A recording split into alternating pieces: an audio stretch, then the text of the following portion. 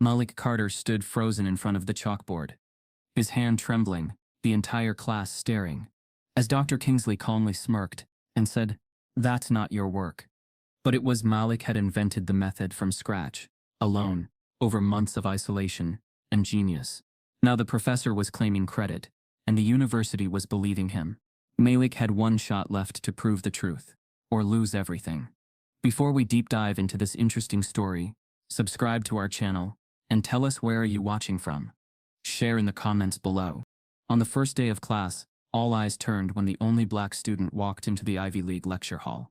On the first morning of the fall semester, the stone walls of Wellington University loomed like a cathedral. The ivy curled possessively around the Gothic spires, as if it too had tenure. Inside Caldwell Hall, room 304 buzzed with muted conversation and crisp MacBook keyboards. Eager voices filled the lecture hall, echoing beneath the high-arched ceilings. Everyone wore the uniform of the elite, Patagonia vests, spotless sneakers, and inherited confidence. Then Malik Carter walked in. The noise didn't stop, but it shifted. Eyes flicked up. Conversation stumbled mid-sentence. The only black student in a sea of white and off-white faces, Malik felt the temperature drop around him. He moved with quiet precision, gray hoodie, jeans, and a canvas backpack frayed at the edges, not because he couldn't afford better, but because he didn't want to blend into their world. Not like that. He took a seat in the third row, not in front, where it felt like showing off, but not in back either, where invisibility became a curse. Room 304 was the heart of Wellington's advanced calculus program, and today's class was the most competitive mathematical models and real-world systems, led by the infamous Dr. Nathaniel Kingsley. The professor entered with an elegance reserved for men who'd never been questioned. He was tall, gray-haired, draped in a custom wool blazer. His spectacles glinted under the morning sun, slicing through stained glass. Students hushed immediately. Kingsley didn't speak. He scanned the room, pausing just long enough when his gaze hit Malik. "Welcome to the last math class you'll ever need," he said, tone dry. "If you pass..." A few chuckles. Not from Malik. Dr. Kingsley began scribbling an equation across the whiteboard with elegant slowness. The room leaned forward. This was his trademark, beginning the first lecture mid-proof, no context, no mercy. A kind of intellectual hazing. Malik's eyes narrowed. His pen danced. The equation wasn't unfamiliar. It was an advanced application of differential calculus used in machine learning. He recognized the structure but saw a subtle inconsistency in how Kingsley framed the rate of change. 10 minutes in, hands started to drop. Eyebrows furrowed. Kingsley finished with a flourish, turned to the room, and asked, "Anyone want to tell me what's wrong with this?" Silence. Malik looked around. No one moved. He raised his hand. Kingsley's eyes narrowed. Just briefly. "Name?" "Malik Carter." The pause was deliberate. "Then yes, Mr. Carter. The rate at which you applied the differential assumes uniform input. But the original variable is dynamic, not static. So the tail end of your equation underestimates the rate by at least 30%. A few students turned. One nodded slowly. Kingsley stared. No expression. "That's incorrect." He moved on. Malik's chest burned, not with embarrassment, but with recognition. This wasn't about right or wrong. It was a message. Later that evening, Malik sat in the library's math wing. The lights buzzed above as he reconstructed Kingsley's equation from memory. He wasn't wrong. He knew it. He even ran simulations. His correction held. But it didn't matter. In room 304, truth bent to hierarchy. He remembered his mother's voice back in Atlanta, late nights tutoring him over kitchen counters. "Malik, don't let him tell you you're wrong when you're right. But also don't let your anger do the talking." She'd raised him on her own, cleaning houses during the day and auditing community college math classes at night. He'd watched her find elegance in numbers, even when the world offered her nothing elegant. He promised her he'd get out, not just for himself, but for every kid in his old neighborhood who thought numbers were a foreign language. That's why Wellington mattered. That's why this class mattered. But room 304 didn't feel like a classroom. It felt like a test within a test. One no syllabus would admit. The following week, Malik arrived early. Again. Third row. Again. Eyes on him. He noticed it in small things. When students formed study groups after class, no one looked his way. When Kingsley asked questions, He called on every hand except Malik's. Once, Malik caught him watching as he explained a problem to a classmate in the hallway. Kingsley turned and walked away. The tension wasn't overt, it was more dangerous than that. It was in what wasn't said, in the spaces between acknowledgement. And still, Malik kept showing up. Because that's what winners do. By the third lecture, Kingsley was discussing a complex optimization model used in economic theory. Students took furious notes. Malik followed closely. This was his comfort zone. Then Kingsley posed a scenario. Let's say the model breaks down under constraint variance. What adjustment compensates? Hands shot up. He picked Andrew Michaels, a lacrosse player known more for his alumni connections than intellect. Andrew stumbled through an answer. Kingsley nodded. Not quite, but interesting. 2 more wrong answers. All praised for creative thinking. Malik's hand rose slowly. Kingsley hesitated. A flicker of something unreadable in his eyes. Then he pointed. Mr. Carter. Malik spoke clearly. You'd need to introduce a Lagrangian multiplier to handle the constraint boundary. But since the function isn't convex, you'd also need to reframe the objective using a pseudo-gradient to avoid local minima. The room went still. Someone whispered. Damn. Kingsley's lips tightened. He turned to the board and started a new problem. No comment. No acknowledgement. Nothing. The air in room 304 grew heavier with each class. Malik started doubting whether he belonged, not intellectually, but existentially. The kind of doubt that grows when you walk through doors you weren't supposed to open, only to find someone waiting inside to tell you don't belong. Still, he held on to his dream. The National Math Fellowship, a golden ticket awarded to one undergrad annually to pursue research and fund community education projects. His proposal, a mobile math lab for inner-city schools. He just needed to survive. Kingsley. One Monday morning, as the October air sharpened, Kingsley unveiled a real-world application problem on the screen, a supply chain model integrated with stochastic variables. This, he said, will be your mid-semester challenge. You'll work individually. Gasps. Groans. It was notoriously difficult, normally tackled in groups. Malik's brain lit up. This was his element. As Kingsley broke down the parameters, Malik's mind raced through variables, correlations and probability distributions. It clicked. His hand went up. Kingsley stopped mid-sentence, looked at the hand like it was an inconvenience. Then slowly he said, Yes, Mr. Carter. Malik stood. If you treat the distribution as time-dependent rather than static, and integrate that with the error function, the model balances without needing linearization. It reduces complexity by almost half. Silence. Again. Kingsley didn't move. Didn't speak. Then, he stepped forward, picked up the red marker. He looked Malik directly in the eyes, and said coldly, That's incorrect. One mistake in a white space can cost a black man everything.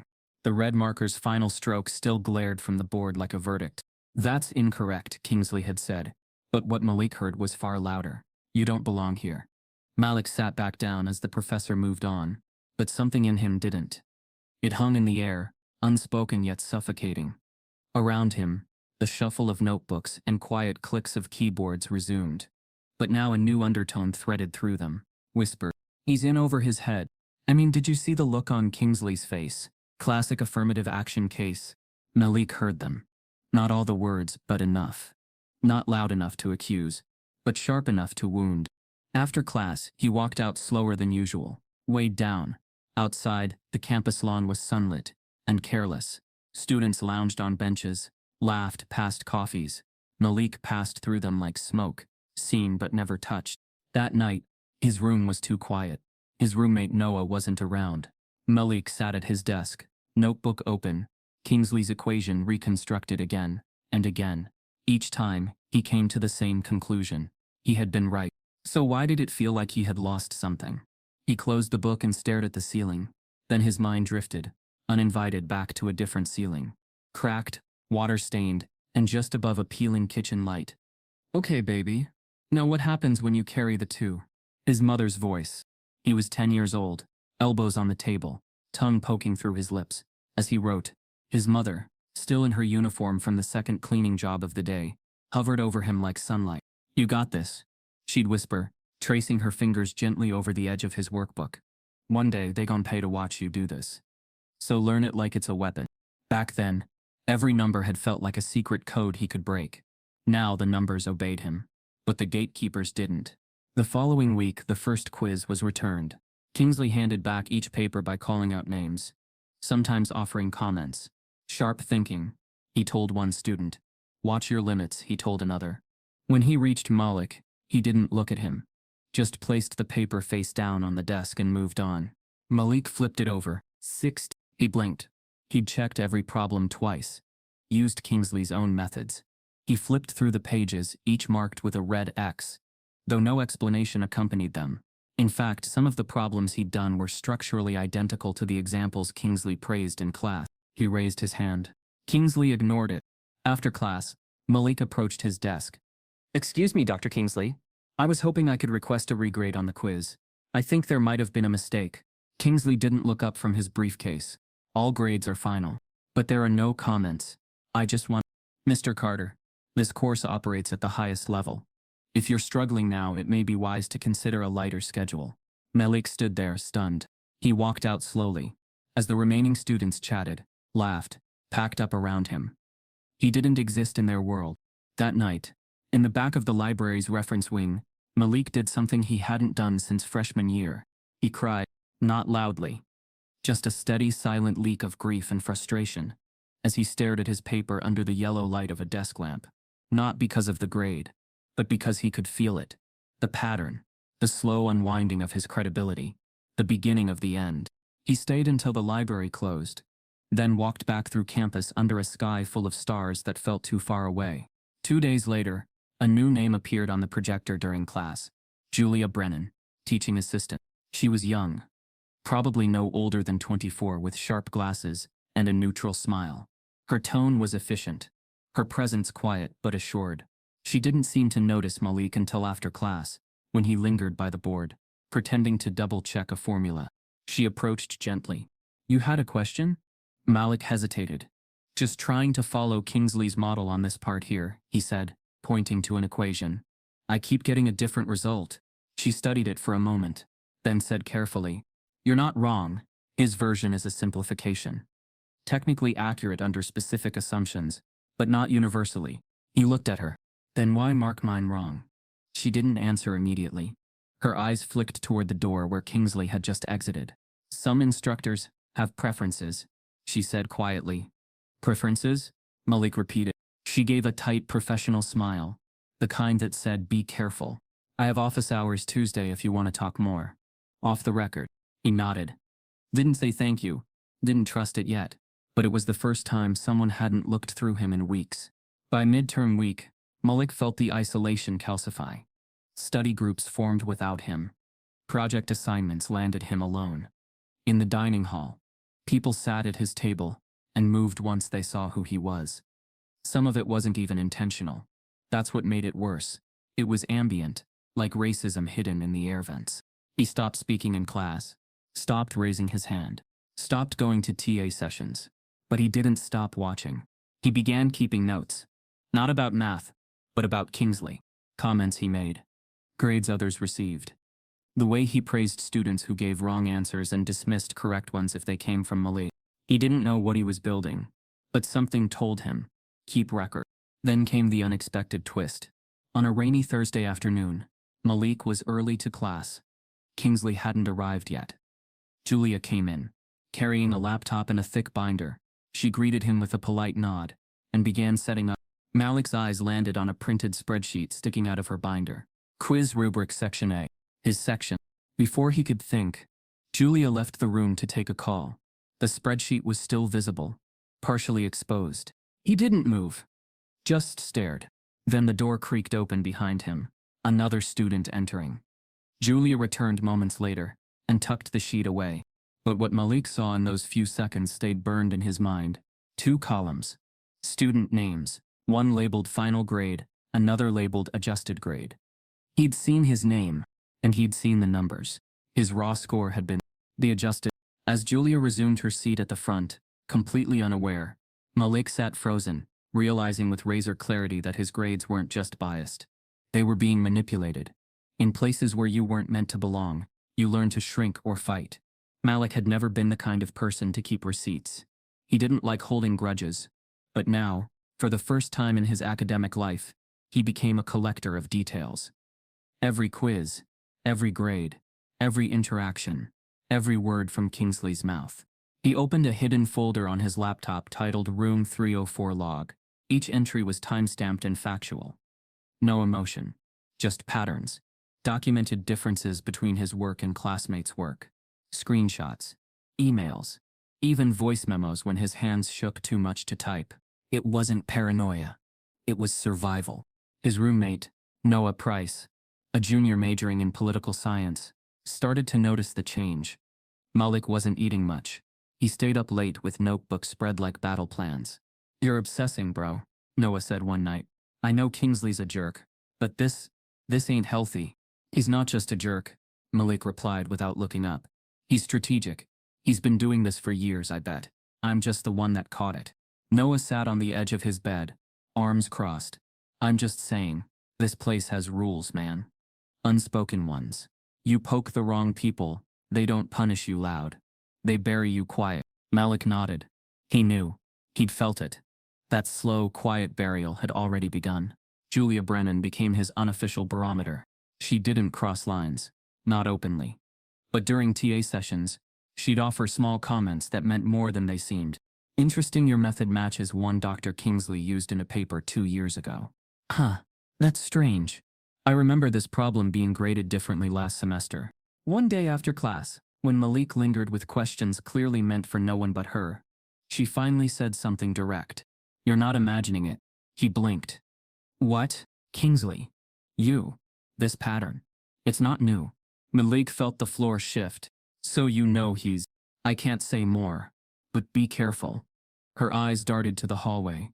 She stepped back into the flow of students and disappeared. Malik decided it was time. He scheduled a quiet meeting with the department chair, Dr. Ainsley, a soft-spoken man with wire-rimmed glasses and a library dust aura. Malik presented a compressed version of his records, grade inconsistencies, comparative errors, Julia's comments carefully anonymized. Dr. Ainsley listened. He nodded. He asked no questions.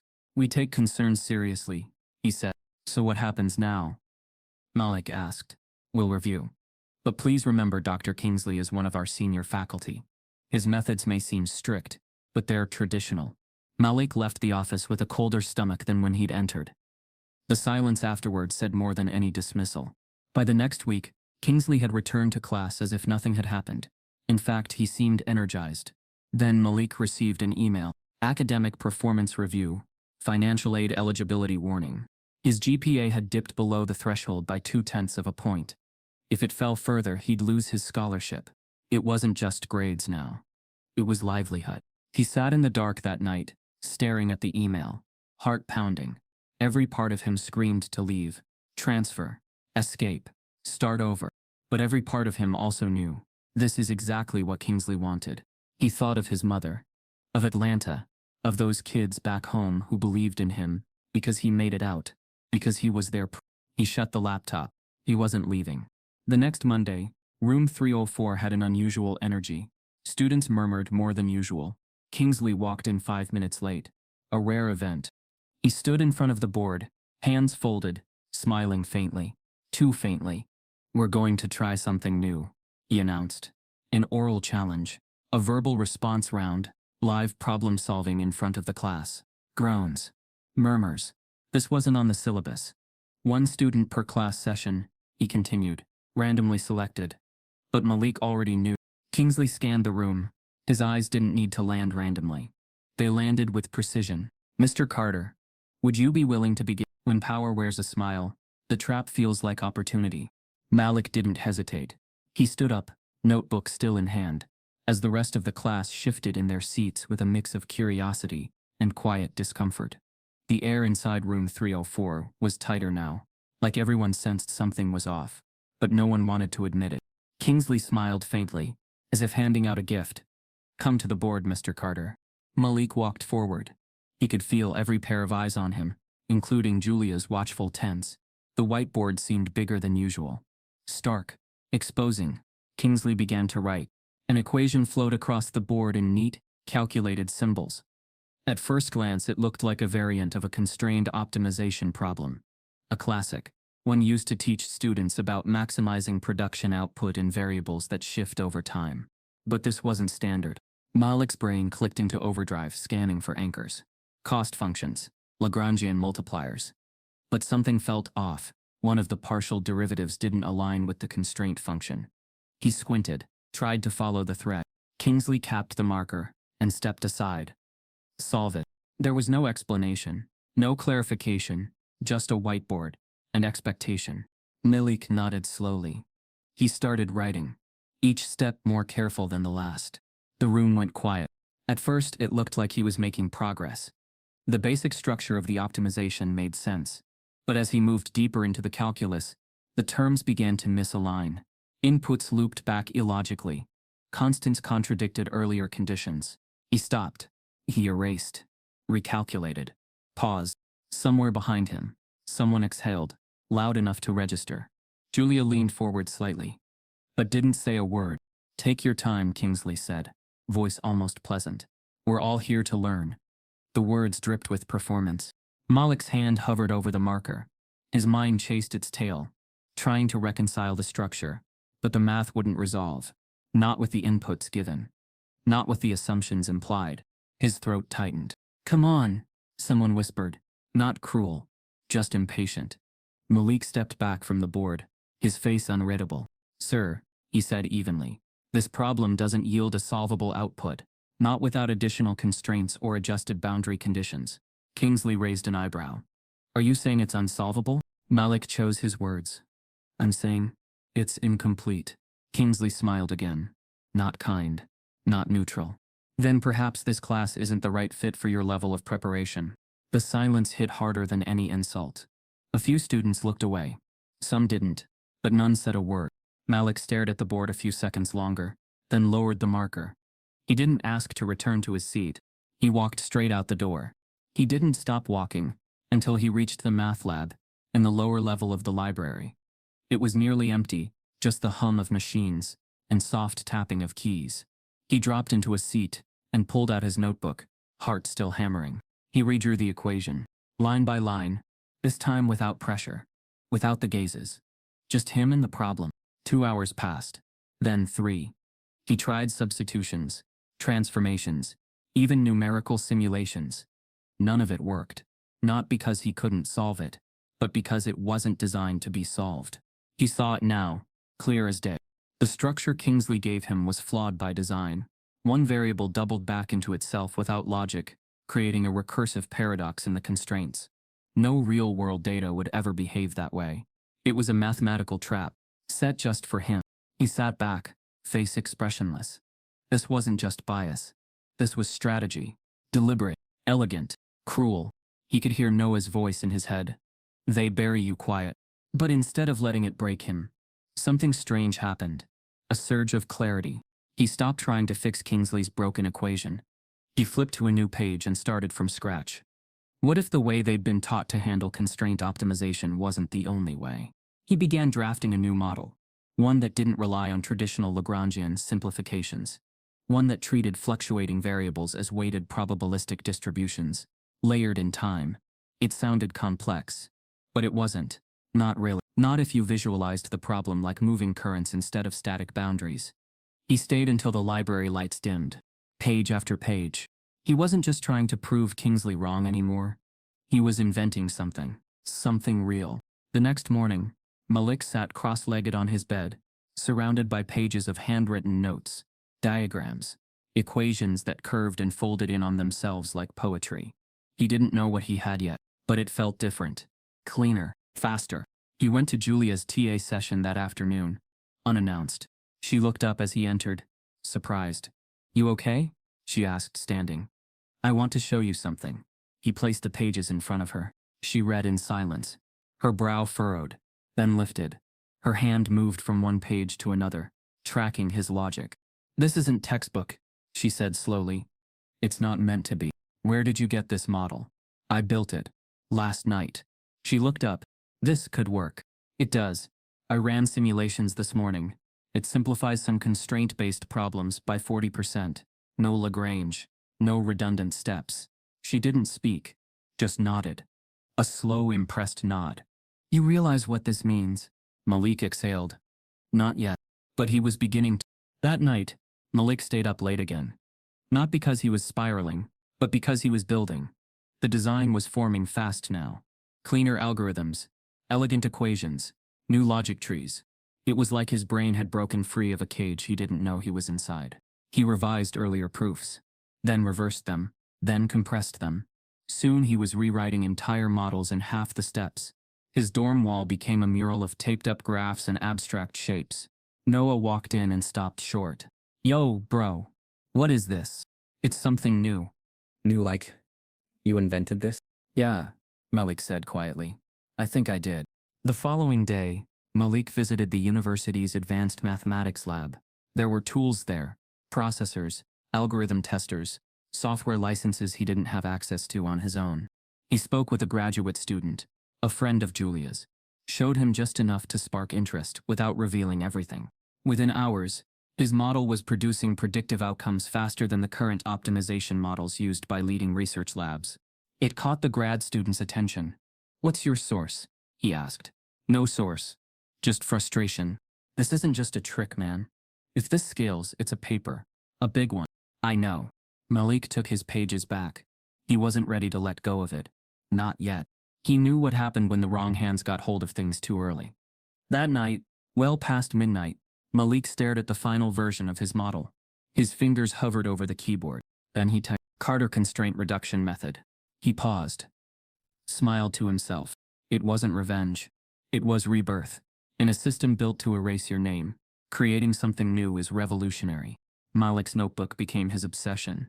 Day and night, he worked through problems most people wouldn't even understand enough to Google. The lines between homework and invention blurred, until the notebook was no longer class notes.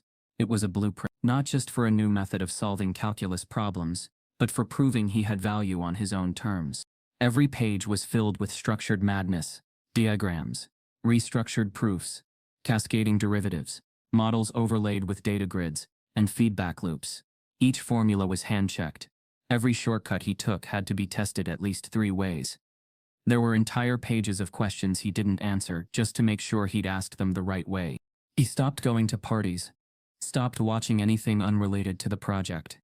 He barely responded to Noah, unless it was food or equations. One night, Noah walked in and said, "You don't sleep anymore, man. I thought you were building a model, not a rocket to Mars." Malik barely looked up. This is bigger than me. And it was. His new model wasn't just more efficient, it was elegant. He'd discovered a way to simplify certain classes of integrals by identifying symmetry within their structures. Instead of brute forcing through layers of calculus, he could reduce a problem down to its skeletal pattern and rebuild it from the inside out. It was like he'd peeled back the skin of math itself and found a second skeleton no one else had noticed. Julia saw it first. He invited her to his dorm one Saturday afternoon, notes laid out like sacred scripture across his bed. She took one look at the formula, and her mouth dropped. "You invented this?" He nodded.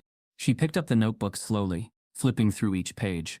Her fingers traced the patterns like she was reading Braille. "Malik, this isn't a tweak. This is new, like actually new. That's what I've been trying to prove. You need to submit this to the department. Now." He hesitated. "You think they'll even look at it coming from me? They won't have a choice. This is too good." She offered to help clean it up, retype the notes, make it readable, polish the language. Over the next 3 nights, they built a 12-page formal proposal. Julia added citations to similar work in adjacent fields. Malik cross-referenced simulations and results. It was airtight. They decided to submit it to the departmental review board, the first step toward getting research formally recognized by the university. Malik felt nervous but hopeful. Finally, something was about to go right. He printed 2 copies, one for the department mailbox, one for Kingsley. Protocol. That morning, Malik placed the sealed envelope with Kingsley's name on it into the faculty Dropbox. Julia confirmed her copy had gone in too. They high-fived as they walked out of Caldwell Hall. "You're gonna change math," she told him. Malik allowed himself a real smile, one that lasted almost an hour. Then came the silence. Days passed. A week. No reply. No acknowledgement. Not even a rejection. Then came the whispers. Julia texted him one morning, Did you submit to DRB already? He responded, yeah. Why? She replied with a screenshot. An internal faculty email chain. Redacted, but clear. During yesterday's research colloquium, Dr. Kingsley presented a novel simplification model for constrained integrals. The committee is impressed by the method's ingenuity and is considering formal naming. Malik stared at the screen. His breath stopped. He read it again and again. A novel simplification model. Kingsley's name. No mention of Malik. No credit. No acknowledgement. Julia called. He stole it, Malik. He took your paper, word for word. But how? He has access to the Dropbox. He beat your submission by 2 hours. He framed it as part of his own unpublished work. Malik sank into the floor of his dorm room. Everything inside him collapsed inward. He had built something beautiful. Something that came from his soul. And just like that, it had been erased. Kingsley hadn't just undermined him. He'd colonized his brilliance. The next day, Malik walked past the faculty conference room and saw Kingsley inside, laughing, shaking hands with another professor. On the screen behind them was a slide deck titled, The Kingsley Simplification Theorem. When they steal your genius and claim it's theirs, how do you scream without sounding bitter? Malik stood outside the faculty conference room, long after Kingsley's laughter had faded. He stared at the frosted glass where the words Kingsley Simplification Theorem had glowed like a neon insult. His fists were clenched in his hoodie pockets. His jaw ached from staying shut. He wanted to scream, but he didn't, because he knew what the world did to angry black men in white spaces.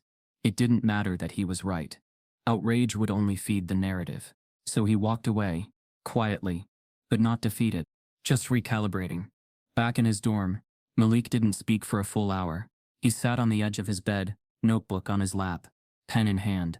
But no words came. Not yet.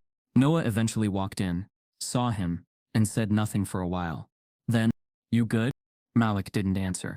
I heard about that Kingsley thing. Still no response.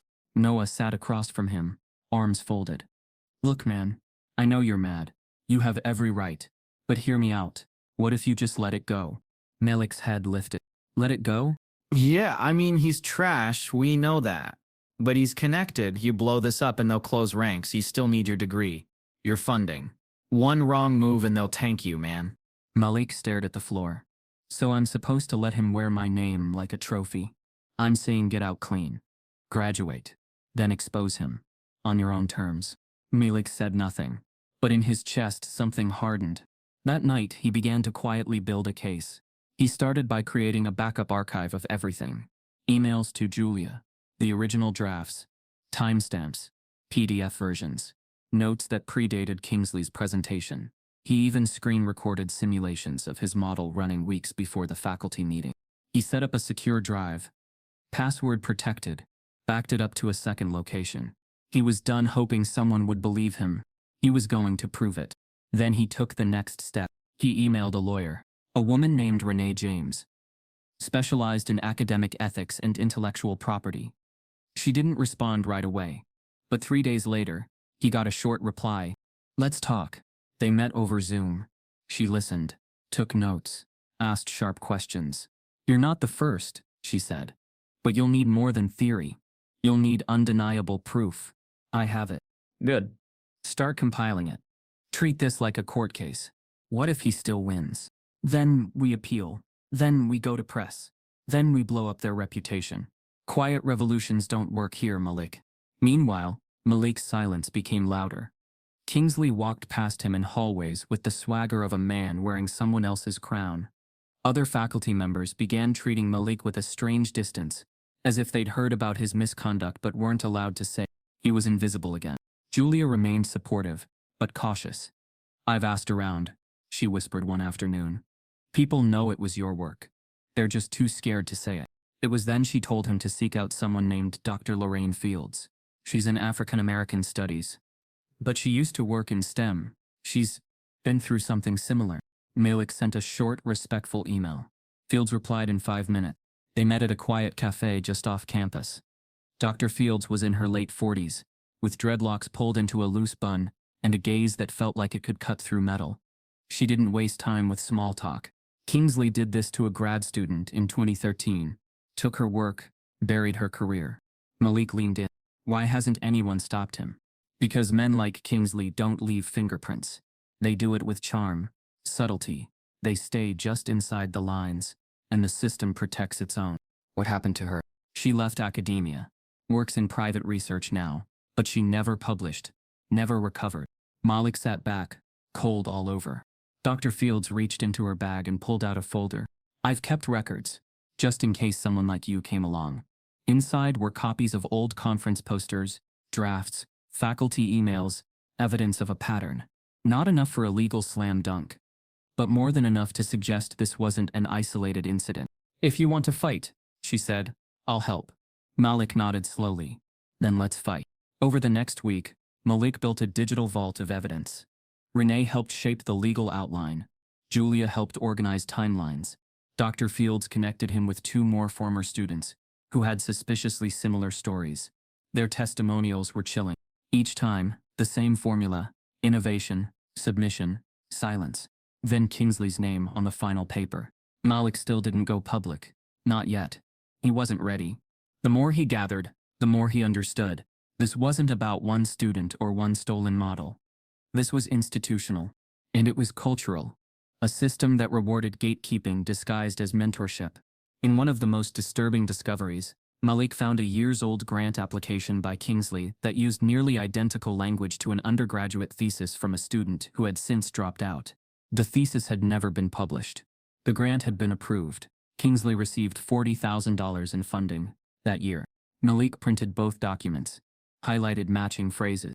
Renee read it and said, if this were tech or media, he'd already be sued. Academia is just slower to bleed. Malik shook his head. No, it's just better at hiding the wounds. Then, one quiet Thursday afternoon, as he sat alone in the study lounge, with his laptop open and coffee going cold, his inbox pinged. Subject: nomination for National Undergraduate Research Award. He blinked, opened it. Congratulations, your simplification model, recently presented by Dr. Nathaniel Kingsley, has been shortlisted for the National Undergraduate Research Award. The award recognizes groundbreaking mathematical contributions at the undergraduate level. While authorship is credited to Dr. Kingsley, your name has been listed under research assistant. Malik stared at the screen. The floor didn't drop, because it had already dropped months ago. Now it was rage, cold, focused. He didn't delete the email. He forwarded it to Renee, to Julia, to Dr. Fields. He added one line. It's time. They expected a dropout, not a revolution. Malik didn't sleep that night, not from anxiety, but from clarity. He sat beneath the harsh light of his desk lamp, surrounded by manila folders, printouts, and USB drives. His fingers moved with purpose, scanning pages, highlighting inconsistencies, aligning timelines. Every document became a piece of a larger puzzle, a pattern that no one could dismiss once they saw it laid bare. By morning, the dossier was complete, 43 pages long, annotated, chronologically ordered, cross-referenced with dates, digital timestamps, witness statements, and plagiarized content from Kingsley's lectures and presentations. Julia reviewed it first. It reads like a trial brief, she said.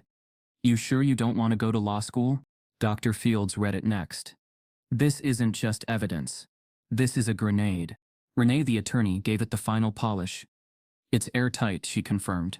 Once you file it, there's no going back. Malik nodded slowly. Good, I don't want to go back. That afternoon, Malik walked into the academic ethics office, like a man walking into court. He handed over the printed complaint to the administrator behind the counter, looked her in the eye, and said, This is a formal academic misconduct claim against Professor Nathaniel Kingsley. The woman's smile faltered. Noted, Mr. Carter. The following day, a redacted version of the dossier went online. Malik, Julia, and Fields posted it through an anonymous academic blog they'd set up, titled Under the Ivory Ceiling. The post included select exhibits, 2 identical paragraphs between Kingsley's published paper and Malik's original draft, a list of altered timestamps, and email metadata. No names. Just facts and questions. It didn't explode instantly. But in Black academic Twitter, it landed like a whisper of thunder. Quiet, but ominous. An HBCU professor quote tweeted the blog post. Been warning about this for years. Y'all just didn't want to believe us. Then came a thread from a graduate student. This is why we don't trust the system. Look at the documentation. This wasn't a mistake. It was a hijacking. Within 2 days, the post had 3,000 shares. The university hadn't even acknowledged Malik's complaint yet, but the streets were talking. Kingsley noticed. On the 4th morning after the leak, Malik received a summons. Please report to Professor Kingsley's office. Room 2. No subject line. No context. Julia and Dr. Fields urged caution. Don't go alone, Fields warned. Record everything, Julia added. He'll try to twist it. Malik tucked his phone into his chest pocket, audio recorder already rolling. At 11 Heron sharp, he knocked on Kingsley's door. Come in. Kingsley stood at his desk, arms crossed, eyes cold. Shut the door. Malik did. Sit. He did. Do you know what academic dishonesty is, Mr. Carter? Malik said nothing. It's when a student attempts to claim credit for work that is not theirs. When they engage in slanderous behavior against faculty. When they distribute falsified documents to defame the reputation of tenured professionals. Kingsley leaned in. I could have you expelled for this. Malik didn't blink. You stole my work. I mentored you. Guided your thinking. If you misunderstood our collaboration, that's unfortunate, but not misconduct on my part. Malik kept his hands in his lap. Let the recorder catch every word. You mean you coached me into building something you could claim later? Kingsley's jaw twitched. You think anyone will believe you over me? I built this department. I've mentored award winners. Your little tantrum isn't going to undo my career. It's not a tantrum, Malik said. It's documentation. A beat of silence. Get out of my office. Malik stood. Gladly. That afternoon, Julia uploaded a transcript of the recording. Renee advised redacting names again for now. But the internet moved faster than academia. Within hours, a popular TikTok creator who focused on higher education scandals picked it up. A black student at a top-tier university just leaked proof that his professor stole his research and threatened him with expulsion. Y'all, read this. She read lines from the transcript in her video, face wide with disbelief. She posted it with the caption, Math, stole it. By nightfall, it was everywhere. Twitter, TikTok, Reddit, Instagram. He really thought he could silence this kid.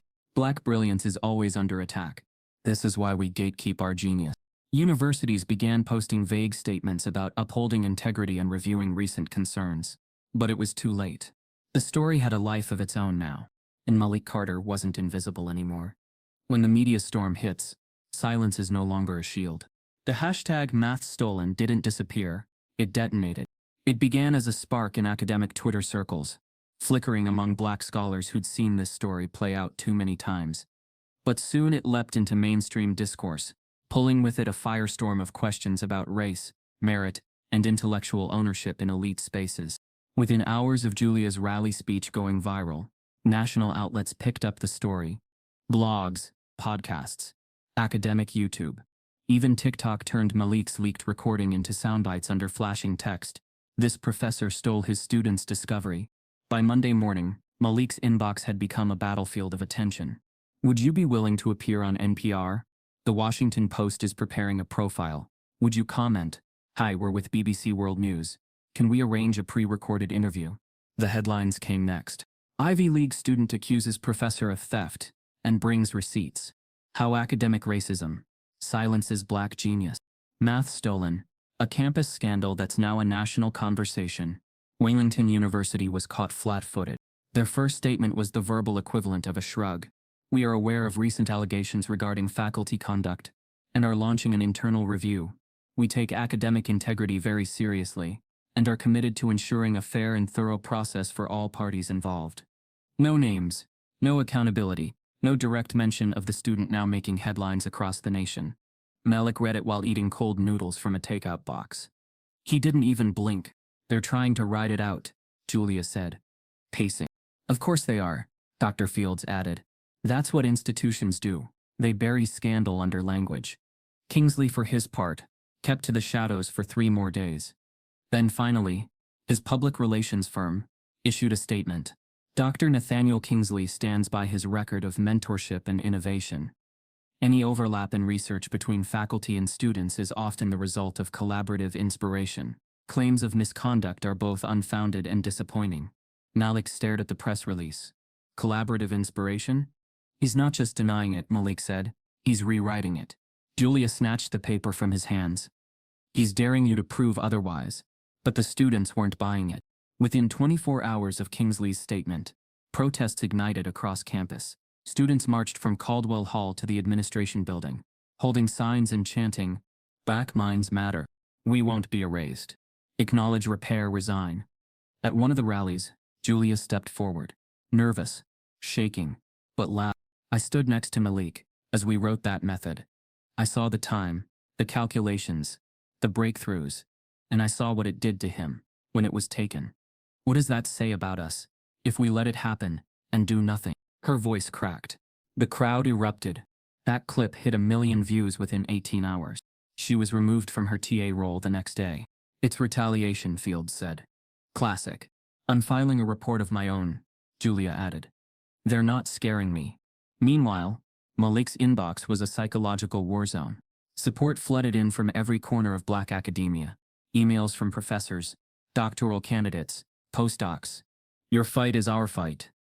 I've seen this happen to too many of us. You are not crazy. You are correct." But nestled between encouragement came the hate. Entitled thug. If your work was really that good, you wouldn't need to whine about it. Stop playing victim and start taking notes. He tried not to read them, but some always slipped through. He unplugged for a day, walked around the reservoir, let the wind hit his face, let himself feel the anger, but not become it. That night, Fields called him. "You need your own platform. You're bigger than their system now." He didn't respond at first. "I'm organizing a symposium," she continued. "Not on Kingsley, on you." A week later, the Future of Mathematical Thinking went live. A virtual symposium, headlined by one name, Malik Carter. The invite spread fast. Within 48 hours, over 700 academics registered. The session opened with Fields' introduction. "Today we're not just correcting a record. We're setting a new standard." Then came Malik. He spoke slowly, not like a man trying to prove something, but like a man whose proof now spoke for itself. He explained the Carter method, how it worked, why it mattered, and how in a moment of attempted erasure, he'd been forced to sharpen it. When he finished, the chat exploded. "Brilliant. Never seen this approach before. Where's the published paper?" Malik smiled. "Working on it." After the session, his inbox flooded again. But this time, the subject lines were different. "Carter method. Would love to collaborate. Have you considered a patent? We'd like to invite you to speak at our department." Then came one email that made him freeze. From Dr. Arjun Patel. Subject: Your work. "Malik, I've read your method. Let's talk." They denied him a seat at the table, so he built his own. Malik sat frozen at his desk, staring at the email for the third time, his fingers hovering over the keyboard as if the message might vanish if he moved too fast. "You have been officially nominated for the Young Innovators in Mathematics Fellowship." 12 words. But they struck him like thunder. The email was official, complete with Wellington's gold letterhead logo and the digital seal of the National Mathematical Alliance. It was real. Malik blinked twice, just to be sure. But the words didn't change. He'd done it. Not just created something new. Not just survived the theft. He had transcended it. For the first time in the school's 47-year history, a Black undergraduate student had been nominated for the fellowship, a program reserved for the country's most elite math minds. Only 6 recipients were chosen annually. Wellington had had nominees before, but never someone like Malik. He exhaled shakily. The silence in the room deepened, pressing in around him like the moment before a lightning strike. Noah walked in, carrying coffee. "You good?" Malik didn't answer. He simply turned his screen. Noah squinted, read, froze. "Yo." Before he could finish, Julia burst through the door. "I saw it. They posted the nominee list online." She saw the email open on Malik's screen and let out a shriek. "You're in." She wrapped him in a tight hug. "You're a freaking fellow, Malik." Malik didn't move for a moment. Then, slowly, he smiled. "We're not done yet." The celebration was brief. By that evening, another email arrived. This one colder, empty of excitement. From Office of Academic Affairs. Subject: Nomination objection received. "We regret to inform you that Professor Nathaniel Kingsley has submitted an official objection to your nomination. The objection includes unresolved concerns regarding authorship and originality related to your submitted body of research." Julia read it over his shoulder. Her face darkened. "He's still trying to bury you." Malik's jaw clenched. "He won't stop until I'm erased entirely." Dr. Fields called minutes later. I saw the objection. I'm already drafting a counter letter. I'm copying the Office of Equity and Inclusion, your legal counsel, and the Fellowship's selection committee. He's overplaying his hand now. He wants them to think I cheated. He wants to scare them out of picking you. But he's too late. You're public now. And the public is watching. She was right. By the next morning, the story had caught fire again. Breaking math stolen nominee faces new roadblock from professor who allegedly stole his work. Hashtags resurfaced, angrier than before. Let Malik win. Trust black thinkers. Hands off the Carter method. Even national figures weighed in. A black senator tweeted, "Academic racism isn't just silencing voices. It's stealing futures. I stand with Malik Carter." Within hours, CNN ran a new segment. From plagiarism to politics. The Malik Carter case becomes a national debate on race and research. But not all attention was empowering. Malik's inbox swelled with messages. Some from scholars offering to co-author or cite his work. Others from students sharing stories of their own. And then the darker ones. Typical. Playing the race card again. Bet you couldn't even solve that integral without help. They only nominated you to avoid a lawsuit. They didn't anger him anymore. They just reminded him of the stakes. He started organizing them. Every threatening message, every attempt to discredit his work. Julia created a secure folder. Renee flagged a few for potential legal follow-up. But what hit him hardest were the anonymous messages from other students of color. "My professor told me my writing was too urban to be publishable. He laughed when I asked for research credit. I dropped out. Couldn't take it anymore." He realized he wasn't alone. He was just one of the few who hadn't been broken. Then came the flood of media interest. An op-ed in The Atlantic. "Brilliance denied. Why we don't see more black mathematicians." A podcast episode titled, "You Can't Steal Genius and Stay Silent Forever." A deep dive from The New Yorker. Malik Carter's method. A scandal at the crossroads of racism and research. Each story peeled back more layers. How institutions buried misconduct. How students were gaslit into silence. How Malik's battle was just one example of a broader rot. An investigative journalist named Alicia Tran reached out with a tip. She'd unearthed an internal university memo from 2017, marked confidential. It referenced recurrent ethical violations concerning the crediting of student contributions in faculty-led research. The memo didn't name Kingsley, but the timeline, department, and project details matched. It was him, Alicia said. They knew, and they covered it up. The next day, Alicia's expose went live. Malik read the article 3 times. It named former students, showed email trails, interviewed a faculty assistant who confirmed a pattern of academic poaching within Kingsley's lab. The story broke open on every news network. Even the university's board released a tepid apology. "We regret any pain caused by past oversight. A full audit of faculty-student research practices is underway," Julia scoffed. "They only regret getting caught." But amidst the noise, Malik received another message. An envelope slid under his door. No stamp, no return address. Just a white envelope, crisp and unmarked. Inside was a single piece of paper. Typed, "I was failed by him too. I have proof. Racism doesn't fade. It recycles." The letter that arrived under Malik's door should have felt like a one-off. A fluke. Instead, it cracked open something ancient, something systemic. A wound that had never fully closed, just layered over with degrees, tenure and silence. The envelope was plain. No return address. Just a single sheet of white paper folded once. "I was failed by him too. I have proof." That was all it said. But it was enough. 3 days later, the second message came, this time by email, from a burner address. "I was in Kingsley's class in 2012.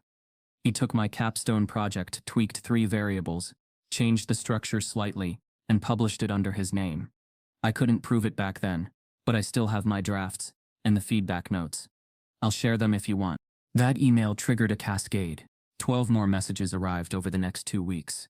Former students, mostly black, a few Latinx, some women of color, shared eerily similar stories, promising projects taken, names erased from acknowledgments, accusations of dishonesty without basis, unexplained failures, mysteriously low grades after disagreements with Kingsley.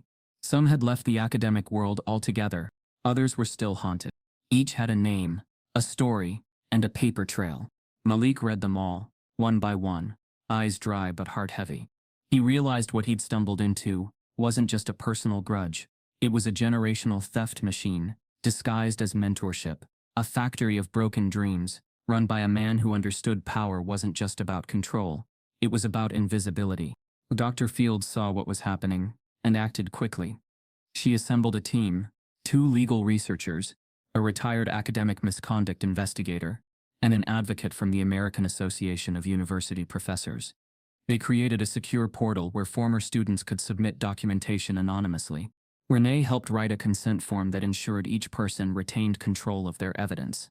"We're not just collecting stories," Fields told Malik.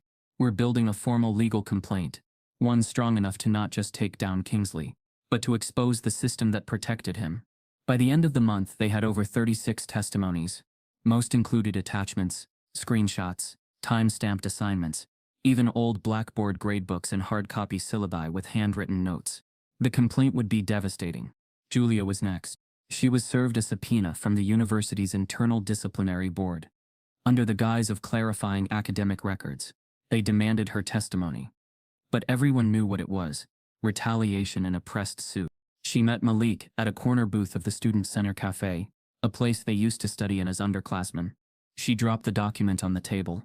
Her hands were shaking. "They want me to testify against you, to confirm whether you authored the Carter method alone." Malik looked up slowly. "They're fishing, trying to find holes to drive doubt through. I won't betray you. You don't have to defend me, just tell the truth. I plan to. But it won't be easy. Truth never is." Days later, retaliation escalated. It started with passive cold shoulders. Professors who used to greet Malik in passing now avoided eye contact. 2 departments removed him from internal email threads. One professor publicly questioned the validity of scholarship when students become internet celebrities. Then came the act they couldn't ignore. Noah opened their dorm door one evening and froze. Malik. Red paint had been thrown across the door. Thick, dripping and intentional.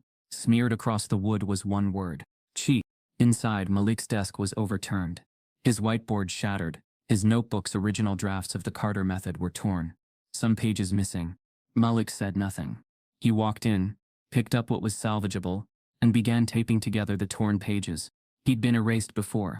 This time, he would document the erasure. Campus security took photos, wrote a report, promised to look into it, but no names were ever released. No emails followed up. The dorm admin quietly suggested Malik consider temporary relocation for safety. He refused. "If I leave now, they'll say I ran." The final blow came 2 nights later. Another email. From Office of Academic Conduct. Subject: Academic Integrity Investigation. Notice: due to ongoing concerns raised by faculty and recent developments in your academic standing, we are initiating a formal review into the originality and authorship of the mathematical work known as the Carter method. You are hereby under academic investigation for potential plagiarism and unauthorized appropriation of university intellectual property. Malik read it silently. His hands were steady. Too steady. Julia gasped. "They're investigating you?" He nodded. "They're flipping the script. Making me the thief. We need to go public with this." "Not yet." "Why not?" "Because this time, I'm going to beat them at their own game. With facts.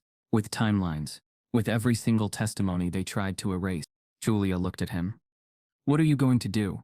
Malik stood, walked to his desk, opened the folder where he kept every piece of evidence. "I'm going to trial. Even truth needs proof when the system's eyes are blind." The hearing was set for a Thursday. Malik woke before the sun, dressed in silence, and packed his evidence into a plain manila folder. Copies of drafts, dated notes, screenshots of time-stamped files, the timeline he'd constructed like scaffolding to hold up his name. Julia met him outside the administrative building. Her face was pale, lips pressed tight. She didn't speak, just walked beside him. They entered Caldwell Annex Room 2C, a sterile, windowless boardroom converted into a tribunal chamber. 3 faculty members sat behind a long table, 2 men and a woman. One of them wore a Wellington University lapel pin. None smiled. At the far end of the room, Dr. Nathaniel Kingsley sat with his lawyer. The lawyer was young, sharp-suited and silent. Kingsley looked relaxed, fingers laced across his chest, face unreadable. Malik took the other seat alone.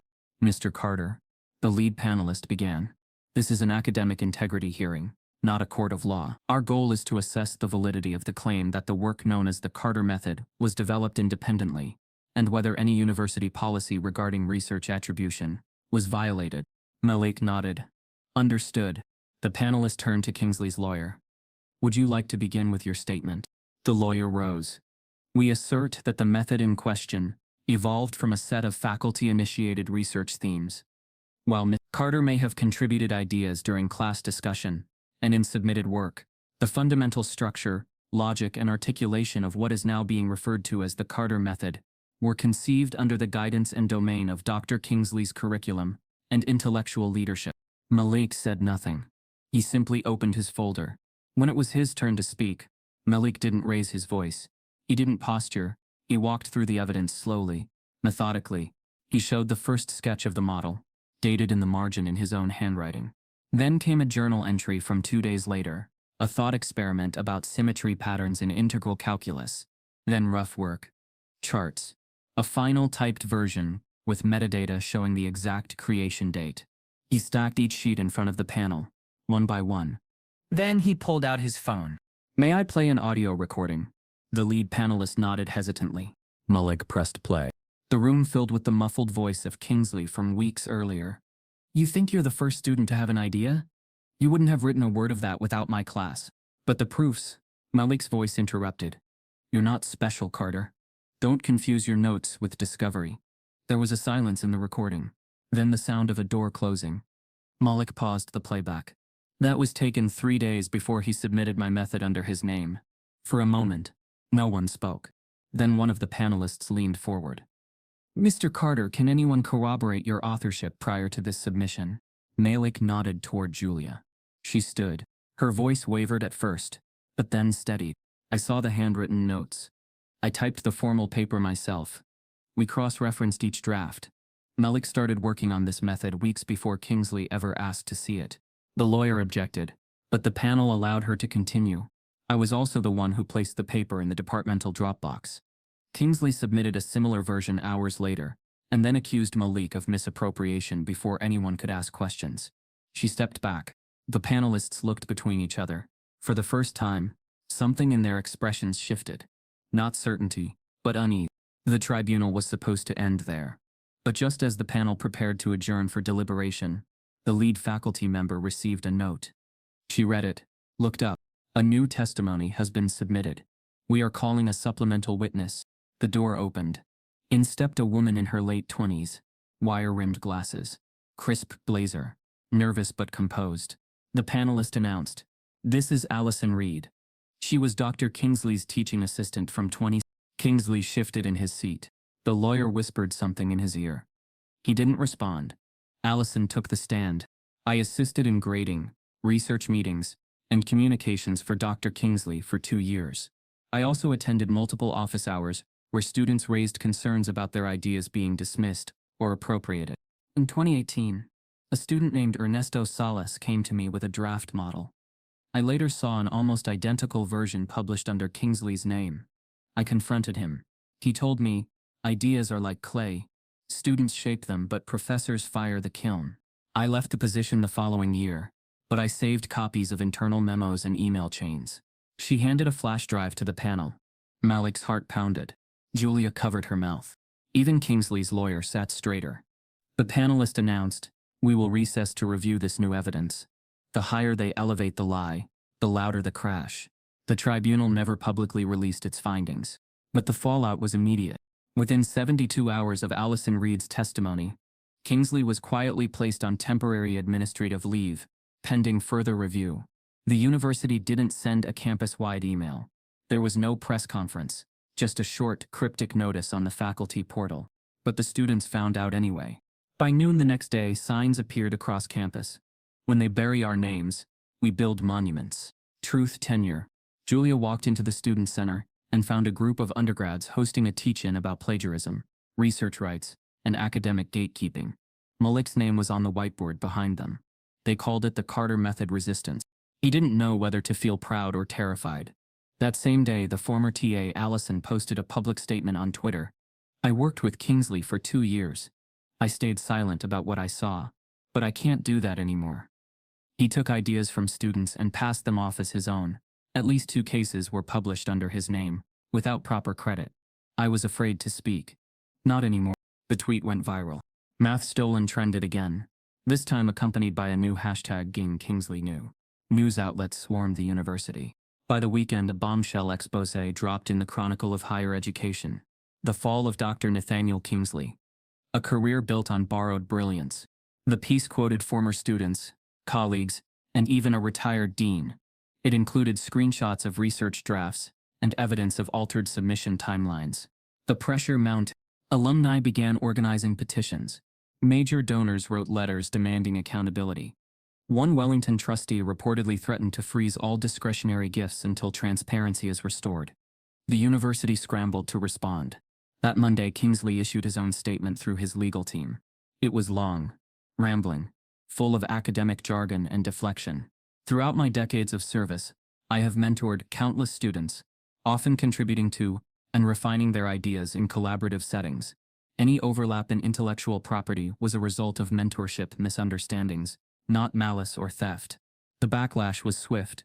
Commenters dragged the phrase mentorship misunderstandings across every platform. TikTok creators turned it into a meme. Students mocked it in chalk across campus walkways.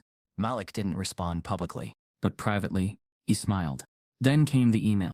From Academic Conduct Review Board. Subject Case Resolution. After full review of evidence, testimony, and timeline records, we find no basis to proceed with plagiarism claims against Mr. Malik Carter. The investigation is hereby closed. He read it twice, then exhaled. Julia cried. Dr. Fields popped a bottle of champagne in her office. They tried to ruin you, she whispered. And now they have to rewrite the story with your name intact. But it wasn't over yet, because one ruling still remained. Malik had nearly forgotten about the fellowship amid the chaos. But now his inbox buzzed again. From National Mathematical Alliance. Subject Fellowship Review Outcome. He clicked it. After extensive investigation and independent review of submitted materials and associated claims, the board has reached a final decision regarding attribution of the method known as the Carter model. He scrolled. His chest tightened. Effective immediately, full intellectual credit is reassigned to Mr. Malik Carter. The fellowship will be awarded in his name. Any previous citations of the method under alternative attribution will be corrected in our archives and future publications. Malik put the phone down. For a moment he couldn't speak. Then he whispered, "They gave it back." Validation isn't revenge. It's survival. The auditorium lights shimmered as Malik adjusted the mic, his palms cold against the glass podium. Behind him, projected in crisp white letters on a deep navy screen, was the new title of his work, The Carter Calculus Model. It didn't feel real, not entirely, not after what he'd been through, not after the months of humiliation, silence, surveillance, and theft, but it was. The National Mathematical Alliance had flown him out to D.C. for the annual fellowship gala. The ballroom was filled with scholars, researchers, former laureates. He'd seen some of their names on textbooks. Now they were applauding his. When they called him to the stage, the applause turned into a standing ovation. He had practiced the speech, rewritten it 6 times, rehearsed it in front of Dr. Fields, in his dorm mirror, under his breath while walking through campus paths, lined with trees shedding leaves, but nothing could prepare him for the silence that filled the room when he looked up and began. "I wasn't supposed to be here."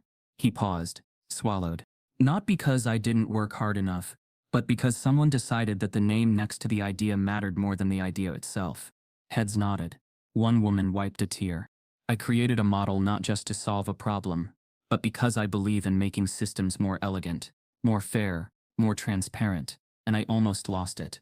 Not to mathematics but to silence, to theft, to the lie that power equals ownership."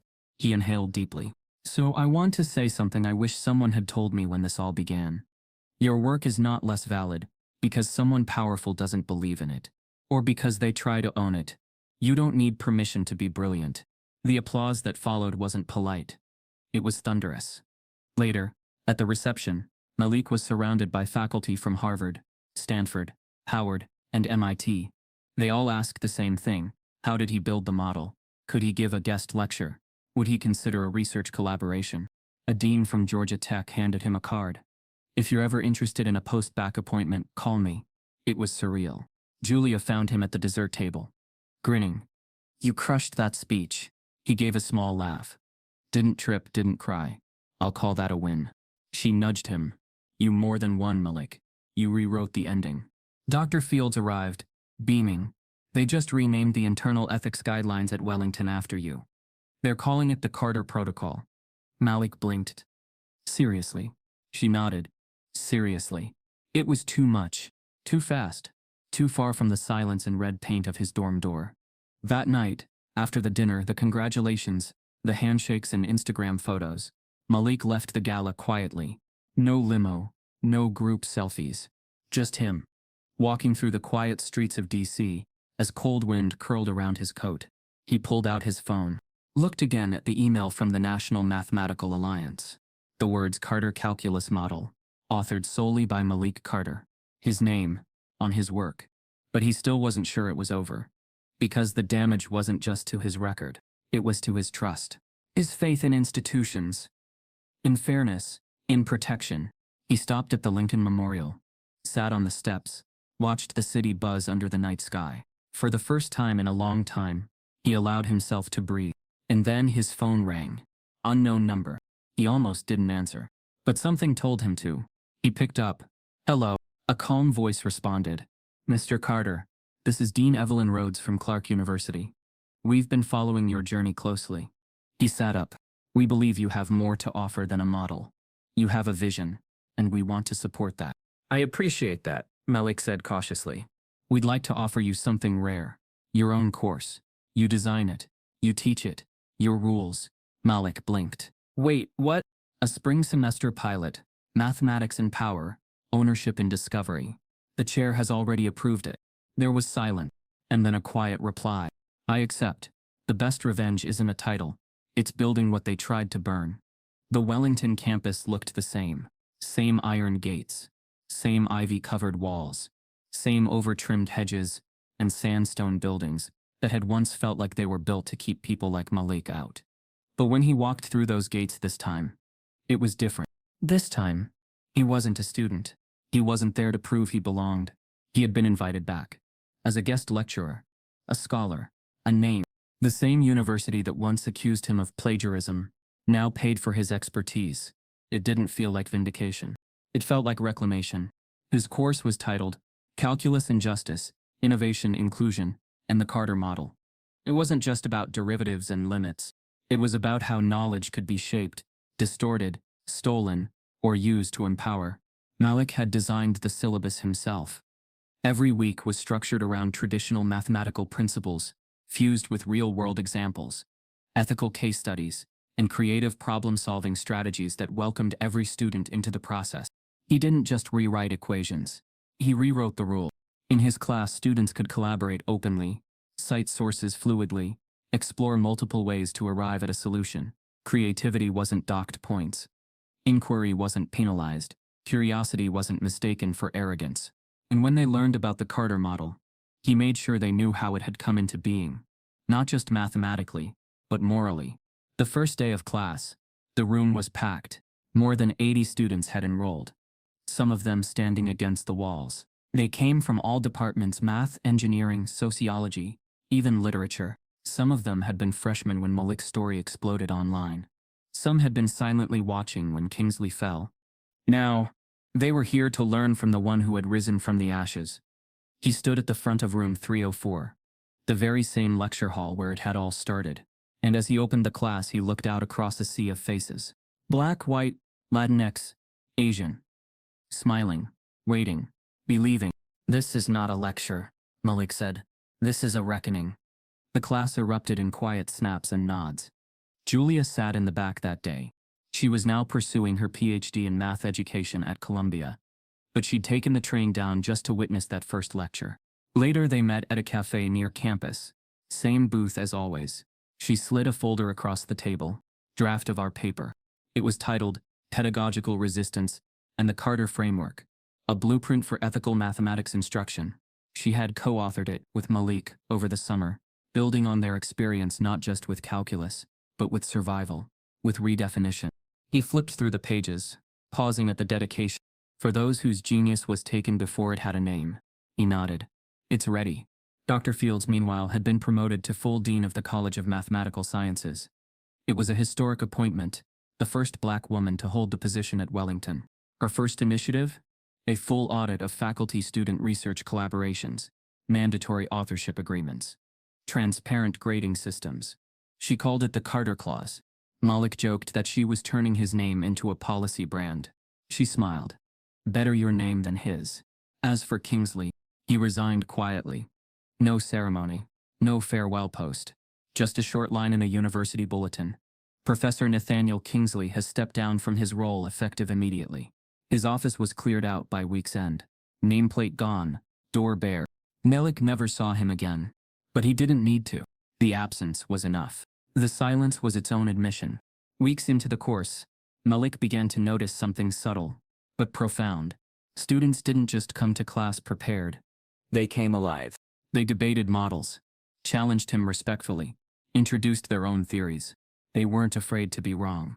Because the classroom wasn't built on fear. It was built on fire. The same fire they tried to put out in him. The fire he now used to light others. One afternoon, after class had ended, and the students had filed out, Malik stood alone in room 3. The seats were empty, the air still. He walked slowly to the chalkboard. The same board where Kingsley had once handed him a broken equation. Where he had been set up to fail. Where silence had weighed heavier than numbers. He picked up a stick of chalk, paused. Then, in clean, steady handwriting, he wrote a single sentence. Truth isn't what they allow you to say. It's what survives when they try to erase you. He stepped back and let it linger. From the ashes of injustice, legacy is born. The sentence he wrote that day. Truth isn't what they allow you to say. It's what survives when they try to erase you. Didn't just stay on the board. It became the opening slide of his first official lecture. He didn't need to announce it as a motto. The students had already claimed it. By mid-semester it was printed on hoodies, scribbled in notebooks, quoted on social media. For many it wasn't just a phrase, it was a framework, a shield.